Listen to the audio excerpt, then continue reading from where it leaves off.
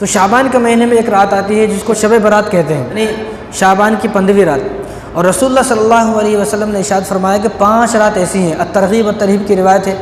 حضرت معاذ بن جبل رضی اللہ تعالیٰ فرماتے ہیں کہ آپ صلی اللہ علیہ وسلم نے کیا ارشاد فرمایا کہ 5 راتیں ایسی ہیں کہ اگر کوئی آدمی ان 5 راتوں میں عبادت کر لیتا ہے تو اللہ تبارک و تعالیٰ اس پر جنت کو واجب فرما دیتے ہیں۔ صرف 5 رات، 5 سال نہیں، 50 سال نہیں، 5 رات عبادت کرو اور جنت والے بن جاؤ۔ وہ 5 رات کون سی ہیں؟ 2 رات تو عیدین کی رات، کل عید ہے، عید سے ایک دن پہلے کی رات، کل بقرعید ہے، بقرعید سے ایک دن پہلے کی رات، اور شب برات کی رات، شب قدر کی رات، اور 9 ذی الحجہ کی رات۔ یہ 5 راتوں میں جو آدمی عبادت کر لیتا ہے تو جنت اس پر واجب ہو جاتی ہے۔ تو اب ہمیں وہ رات ملنے والی ہے جس کو شب برات کہا جاتا ہے۔ اس کی بڑی فضیلتیں ہیں، اور غنیۃ الطالبین ایک کتاب ہے شیخ عبد القادر جیلانی رحمہ اللہ کی، تو انہوں نے فرمایا اس کتاب کے اندر کہ مسلمانوں کی بھی 2 عید ہیں، فرشتوں کی بھی 2 عید ہیں۔ جو مسلمانوں کی 2 عید ہیں وہ کون سی ہے؟ سب کو معلوم ہے، وہ دن میں آتی ہے کہ عید الفطر ہے کہ عید الاضحیٰ ہے، اور فرشتوں کی بھی 2 عیدیں ہیں، وہ رات میں آتی ہیں۔ ایک کا نام شب برات ہے، ایک کا نام شب قدر ہے۔ فرشتوں کی بھی 2 عید اور مسلمانوں کی بھی 2 عید۔ اور تفسیر روح المعانی میں اس کے بہت سارے نام آئے ہیں۔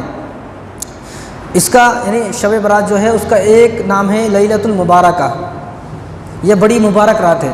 ایک نام ہے لیلۃ الرحمہ کہ اس رات میں اللہ تبارک و تعالیٰ کی رحمتیں نازل ہوتی ہیں، اللہ کی رحمتیں برستی ہیں۔ ایک نام ہے لیلۃ المغفرہ، مغفرت کی رات ہے کہ اس رات میں اللہ تبارک و تعالیٰ بے تحاشا لوگوں کی مغفرت فرماتے ہیں۔ تو ایک نام ہے اس کا لیلۃ العتق کہ آزادی سے جہنم سے آزادی کی رات۔ اس کا نام ہے لیلۃ الصق کہ آج ہر انسان کو جو آدمی شب برات میں جا کر عبادت کرے گا تو اللہ تبارک و تعالیٰ کی طرف سے اسے ایک پروانہ ملے گا، جہنم سے آزادی کا پروانہ۔ اس لیے اس رات کا نام ہے لیلۃ الصق کہ یہ آزادی کی رات ہے۔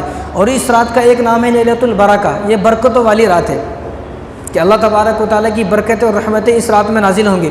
اور ایک نام ہے اس رات کا لیلۃ البراء یعنی نجات کی رات۔ اللہ تبارک و تعالیٰ تمام لوگوں کو تمام گناہوں سے نجات دے دیں گا۔ جو آدمی کوشش کرے گا تو نجات ملے گی، کوشش نہیں کرے گا تو کوئی نجات نہیں ملے گی۔ ابن ماجہ کی روایت ہے۔ تو رسول اللہ صلی اللہ علیہ وسلم نے ارشاد فرمایا کہ علی سے کیا فرمایا کہ اذا کانت لیلۃ النصف من شعبان فقوموا لیلھا وصوموا نہارھا کہ علی کہ جب شعبان کی 15ویں رات آئے تو رات میں عبادت کرنا، دن میں روزہ رکھنا۔ جب شعبان کی 15ویں رات جو شب برات ہے جب وہ آ جائے تو اس میں رات میں عبادت کرنے کا ہے اور دن میں روزہ رکھنا ہے۔ کیوں؟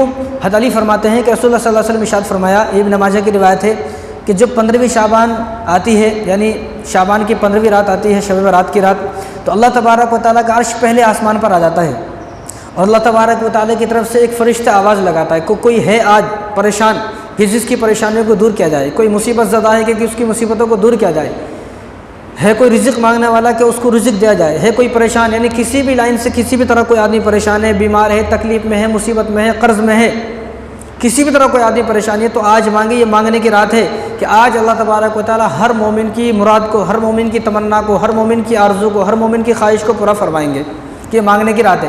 تو ہر مسلمانوں کو چاہیے کہ اس رات تھوڑی بہت رات جاگے، عبادت کرے، اللہ تبارک و تعالیٰ سے مانگے، کیونکہ یہ مانگنے کی رات ہے اور آنسو بہانے کی رات ہے، شرمندہ ہونے کی رات ہے۔ اپنے گناہوں پر شرمندہ ہو، یا اللہ بہت گناہ ہو گئے ہیں، آج میں آپ کے در پر آ گیا ہوں، آج میں نے آپ کے در پر آ کر سر کو جھکا دیا ہے، آج میں آپ کے سامنے سجدے میں ہوں، آپ مجھے معاف فرما دے۔ تو اللہ تبارک و تعالیٰ سے جب معافی مانگیں گے، آنسو بہائیں گے، توبہ کریں گے تو اللہ تبارک و تعالیٰ کو رحم آئے گا، ترس آئے گا۔ اور جب اللہ کو رحم اور ترس آتا ہے، اب یہاں ہمارا بیٹا، ہمارا بچہ اگر ہمارے سامنے 2 آنسو بہا دیتا ہے، روتا، تو کتنا ترس آتا ہے؟ اتنا ترس آتا ہے کہ میرا بیٹا میرے سامنے رویا اور میں اس کی تمنا کو پورا نہ کروں، یہ کیسے ہو سکتا ہے؟ آدمی مزدوری کرتا ہے، دن میں مزدوری اور گرمی میں دھوپ میں مزدوری کرتا ہے، بھوکا پیاسا، لیکن بیٹی کی تمنا کو پورا کرتا ہے۔ اسی طرح اگر کوئی آدمی شب برات کی رات میں اللہ تبارک و تعالیٰ سے مانگے گا، توبہ کرے گا، آنسو بہائے گا، شرمندہ ہوگا، تو اللہ تبارک و تعالیٰ کو بھی اس پر رحم اور ترس آئے گا، اللہ تبارک و تعالیٰ کی بھی اللہ تعالیٰ بھی اس کی پکار کو سنیں گے۔ اور دوسری بات کہ ساری سال ہم اللہ کو پکار رہے ہیں، اللہ ہماری مدد فرما، اللہ ہماری مدد فرما، اللہ ہماری مدد فرما ساری سال،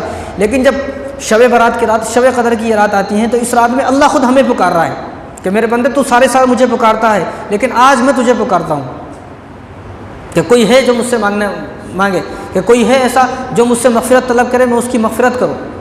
یعنی اللہ تبارک و تعالیٰ کا عرش پہلے آسمان پر آ گیا، سارے سال ہم لوگ اللہ کو پکار رہے ہیں، اب پتہ نہیں ہماری پکار اللہ کے پاس جا بھی رہی ہے نہیں جا رہی، لیکن اس رات میں اللہ تبارک و تعالیٰ کا عرش ہی پہلے آسمان پر آ گیا ہے، اللہ تعالیٰ خود ہمیں پکار رہے ہیں۔